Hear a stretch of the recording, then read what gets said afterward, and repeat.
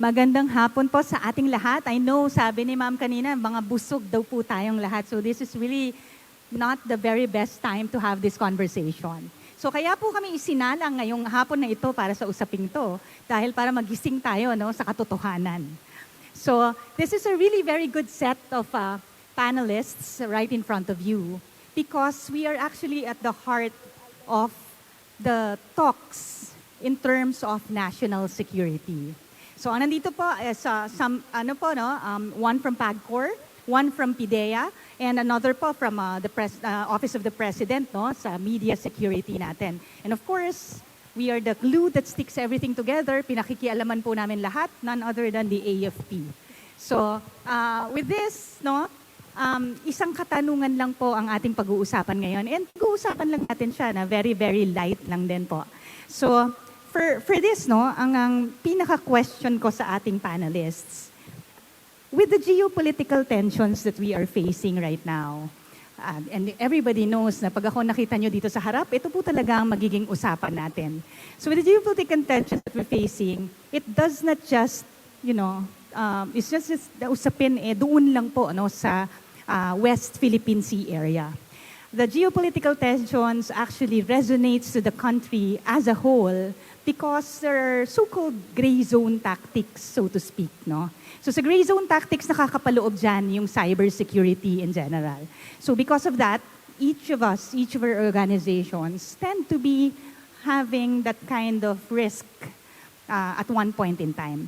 So for our panelists right here, ang tanong is, what is the single most dangerous threat that is facing the Philippine government right now in terms of your respective shops?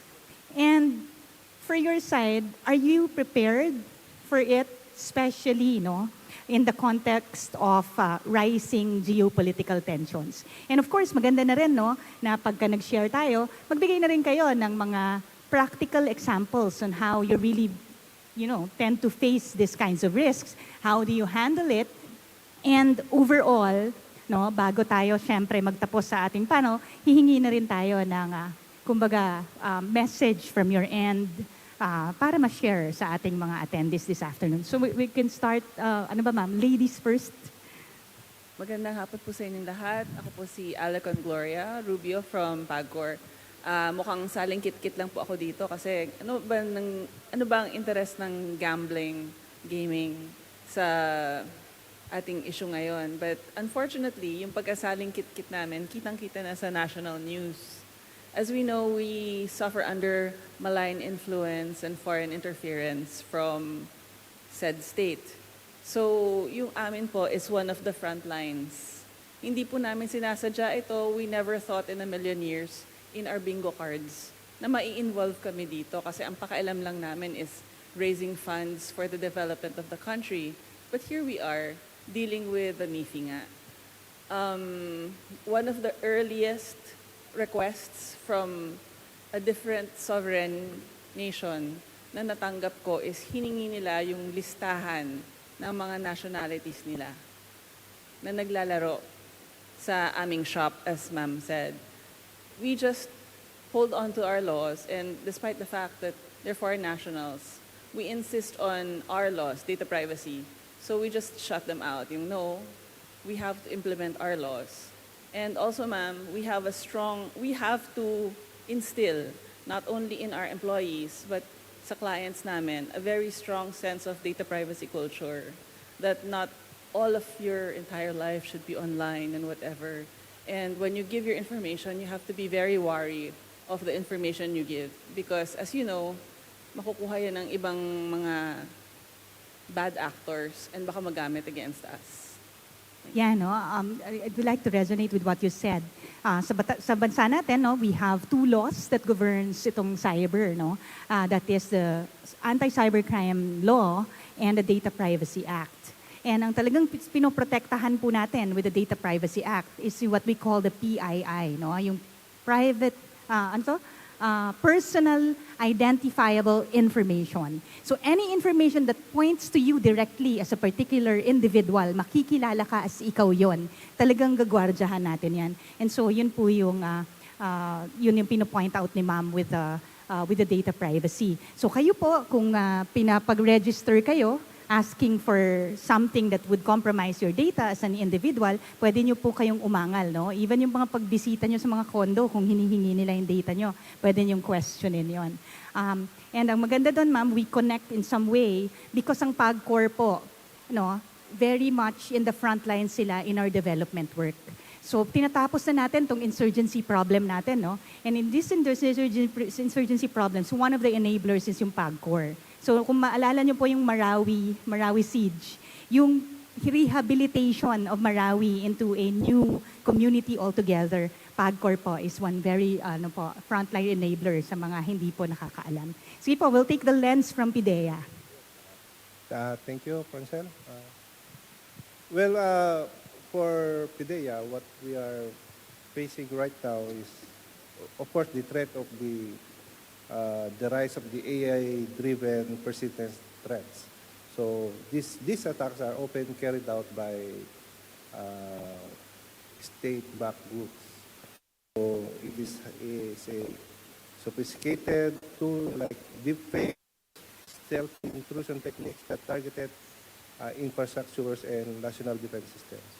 Although for PIDEA, these are targeted on the existing critical data and information, we saw the important steps to mitigate this threat.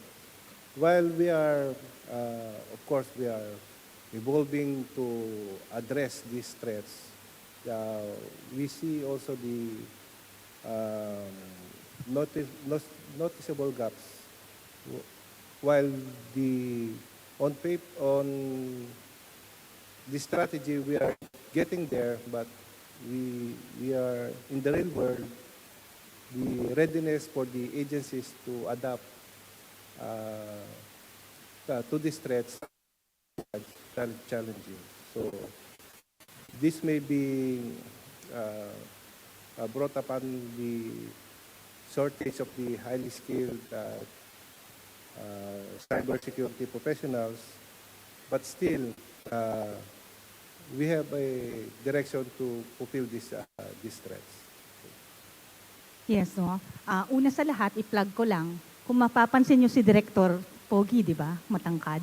Siyempre, class 2000 yan Sanghaya, mag-mista po kami. So, yan po talaga ang signature ng class namin. So, si Osang, as we call him, no? Siyempre, with the geopolitical tensions that we're facing, po yung papel ng PIDEA na ginagambagapanan. Lo ang bansa natin internally brought issues, no, criminality and all, no, na yun po yung talagang sinusugpo ng kanilang opisina. Meron pong natutuwa at na sidelines na nagkakagulo tayo internally. So lahat po yan in tandem, lahat tayo affected dito. So we look at now the lens for the sa media. Office of the President, magkasama kami sa isang task force. DFP is providing security to the media who goes to areas that are kumbaga merong zones. Yan. So kami po yung nagsasecure sa kanila, being part of it. Si Sir po yung head nito, si Yusek. Makita niyo po, we'd like to hear from his end how they are also being influenced in some way because of the geopolitical tensions. Go ahead, sir. Yes, parang pang Miss Universe. Last week pa po yung Miss Universe. Pero the most difficult threat that we are facing right now, and I think you all experience it, is the deployment, yung attacks against us and targeting the media and journalists to discredit yung ating democracy, yung deployment, intentional deployment of disinformation, misinformation, malinformation at target sources of information, especially yung legitimate media. Maraming dinidiscredit para of information. And we have, for example, have heard about a journalist, a Filipino journalist, who was reporting about the West Philippine Sea. And a country, a neighboring country, attacked her and accused her of being a spy or trying to discredit that country. And no less than the embassy of that country issued a statement against that journalist that resulted in death threats and personal attacks, physical personal attacks against that journalist. And this, I believe, undermine our democracy. Hindi lang yung conflicts on social media, conflicts on regarding disinformation and misinformation, even if it seems that it's internal, but we are looking into a foreign hand when it comes to spreading lies, especially in social media. And I think you all experience this, and we should not discount that. Yes, sir. Kanina may nabanggit din kayo ng media. They're really actually being invited, no, to attend certain gatherings, so to speak. And then, syempre, mga Pilipino po tayo ay merong values of utang na loob.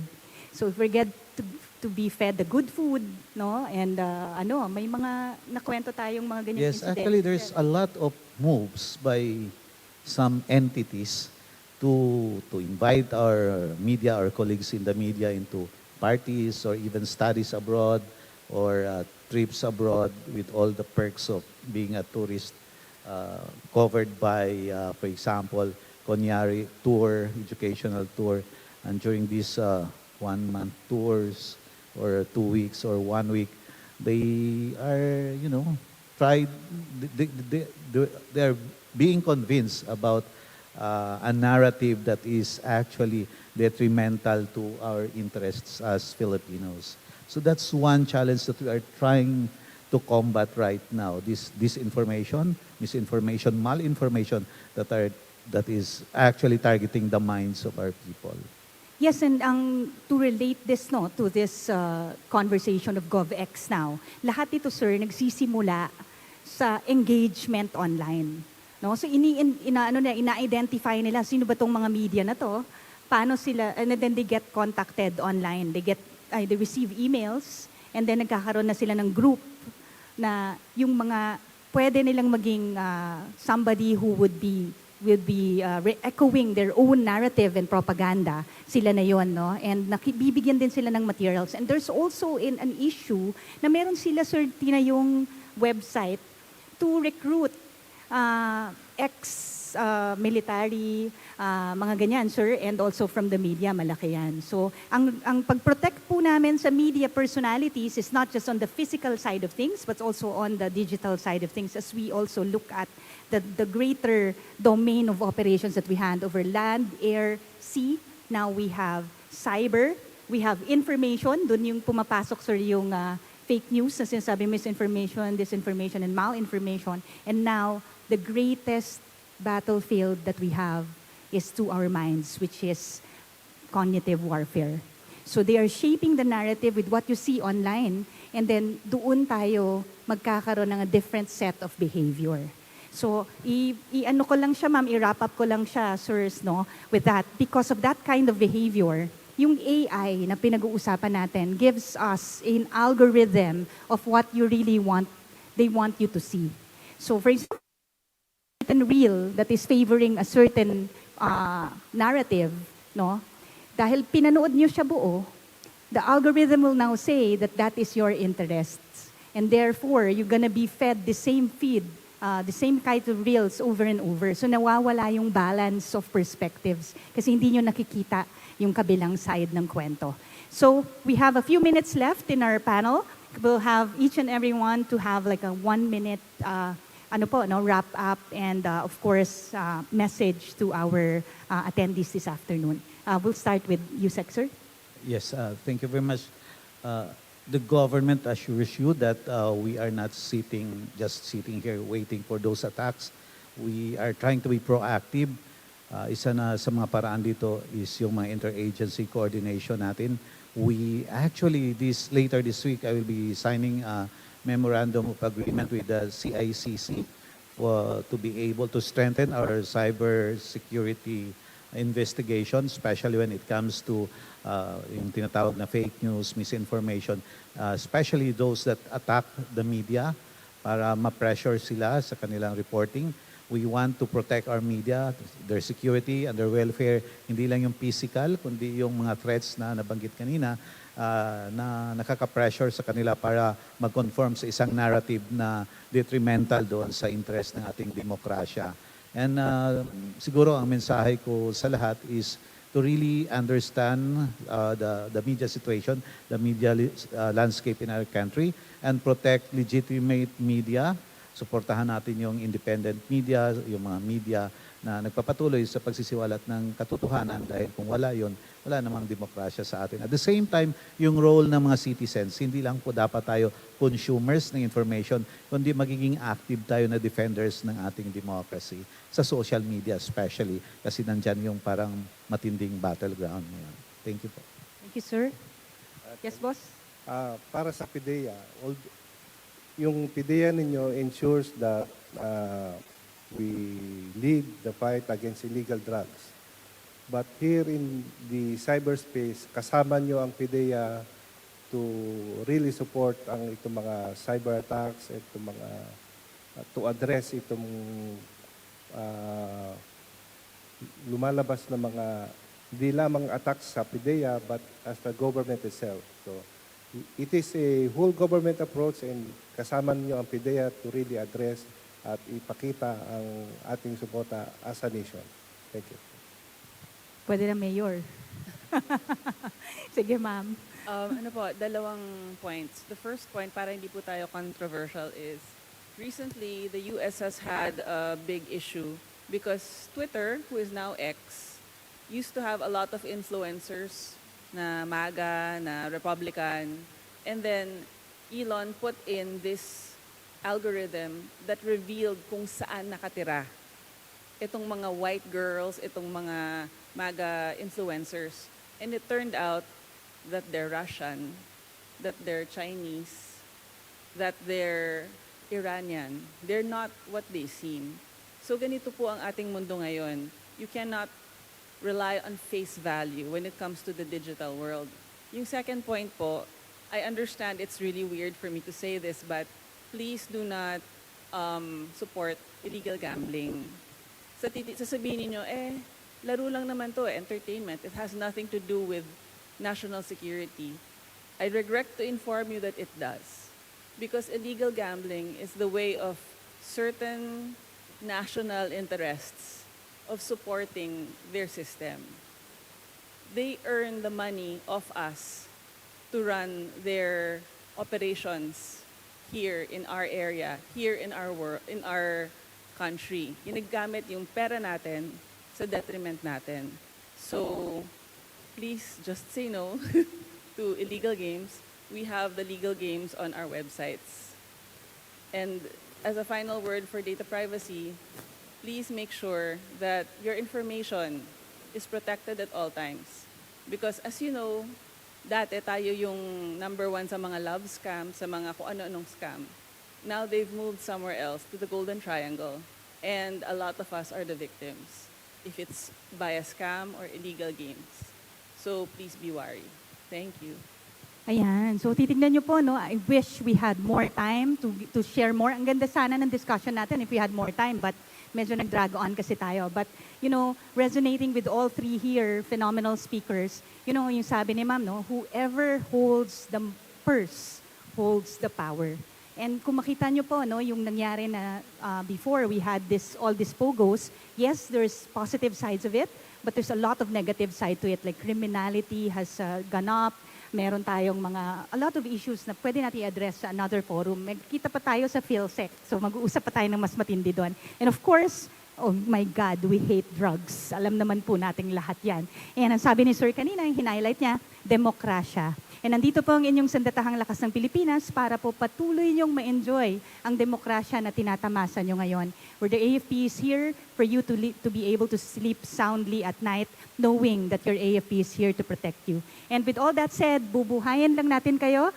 And of course, bilang tagapagsalita ng Sandatahang Lakas ng Pilipinas. You know the drill sa mga dati ko pong nakakausap. This year is the 10th year anniversary of our arbitral win in the United Nations Convention on the Law of the Sea. So, maraming salamat sa inyong suporta po, no? Sambayan ng Pilipino, panalo po tayo dyan. So you can never say that it is contested, it is no longer contested. By international law, atin ang West Philippine Sea. So kapag ang Japanese, ganyan magpa-picture, ang Korean, ganito magpa-picture, pag Pilipino ka, West Philippine Sea, W to the heart.